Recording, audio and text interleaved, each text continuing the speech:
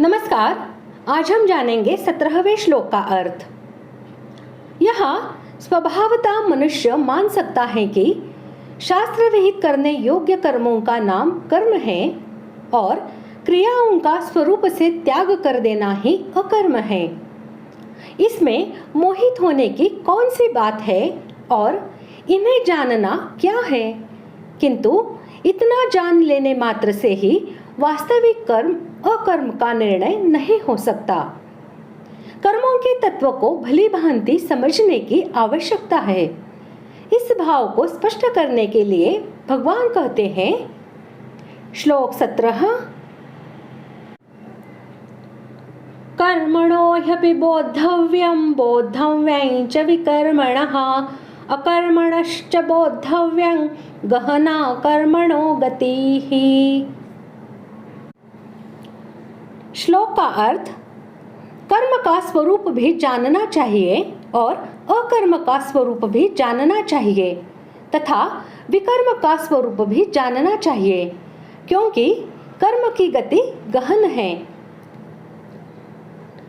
कर्म का स्वरूप भी जानना चाहिए, इस कथन से भगवान ने यह भाव दिखलाया है कि साधारणतः मनुष्य यही जानते हैं कि शास्त्र विहित कर्तव्य कर्मों का नाम कर्म है, किंतु इतना जान लेने मात्र से कर्म का स्वरूप नहीं जाना जा सकता, क्योंकि उसके आचरण में भाव का भेद होने से उसके स्वरूप में भेद हो जाता है।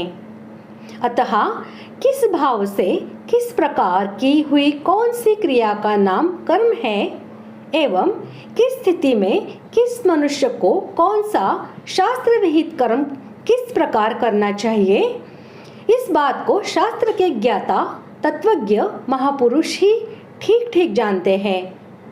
इसलिए अपने अधिकार के अनुसार वर्णाश्रमोचित कर्तव्य कर्मों को आचरण में लाने के लिए तत्ववेत्ता महापुरुषों द्वारा उन कर्मों को समझना चाहिए और उनकी प्रेरणा और आज्ञा के अनुसार उनका आचरण करना चाहिए।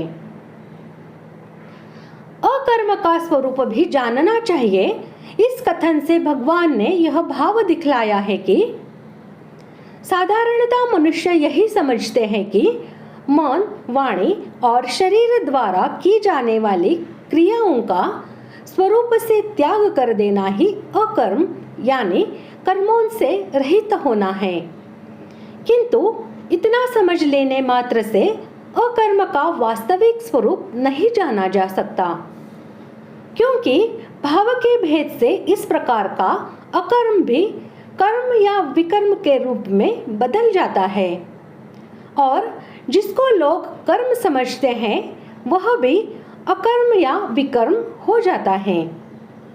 अतः किस भाव से किस प्रकार की हुई कौन सी क्रिया या उसके त्याग का नाम अकर्म है एवं किस स्थिति में किस मनुष्य को किस प्रकार उसका आचरण करना चाहिए, इस बात को तत्वज्ञानी महापुरुष ही ठीक ठीक जान सकते हैं। इसलिए कर्म बंधन से मुक्त होने की इच्छा वाले मनुष्यों को उन महापुरुषों से इस अकर्म का स्वरूप भी भली भांति समझकर उनके कथनानुसार साधन करना चाहिए।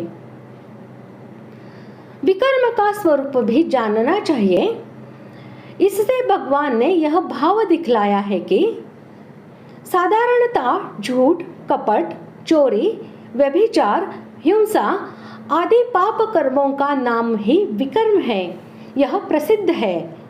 पर इतना जान लेने मात्र से विकर्म का स्वरूप यथार्थ नहीं जाना जा सकता, क्योंकि शास्त्र के तत्व को न जानने वाले अज्ञानी पुण्य को भी पाप मान लेते हैं और पाप को भी पुण्य मान लेते हैं। वर्ण, आश्रम और अधिकार के भेद से जो कर्म एक के लिए विहित होने से कर्तव्य है, वही दूसरे के लिए निषिद्ध होने से पाप हो जाता है। जैसे सब वर्णों की सेवा करके जीविका चलाना शूद्र के लिए विहित कर्म है, किंतु वही ब्राह्मण के लिए निषिद्ध कर्म है। जैसे दान लेकर, वेद पढ़ाकर और यज्ञ कराकर जीविका चलाना ब्राह्मण के लिए कर्तव्य कर्म है, किंतु दूसरे वर्णों के लिए पाप है।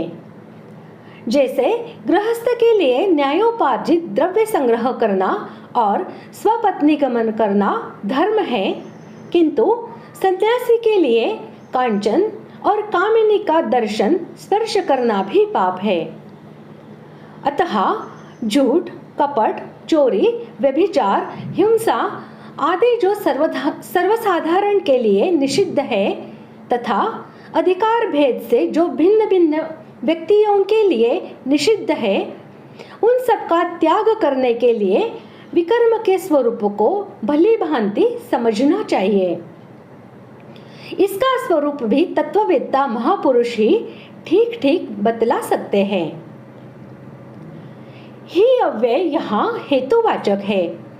इसका प्रयोग करके उपर्युक्त वाक्य से भगवान ने यह भाव दिखलाया है कि कर्म का तत्व बड़ा ही गहन है।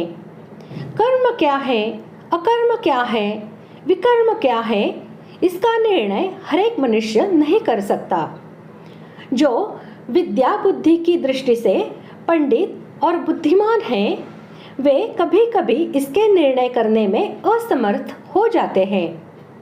अतः कर्म के तत्व को भली भांति जानने वाले महापुरुषों से इसका तत्व समझना आवश्यक है। इस प्रकार आज हमने 17वें श्लोक का अर्थ जान लिया है। अगले भाग में जानते हैं 18वें श्लोक का अर्थ। धन्यवाद।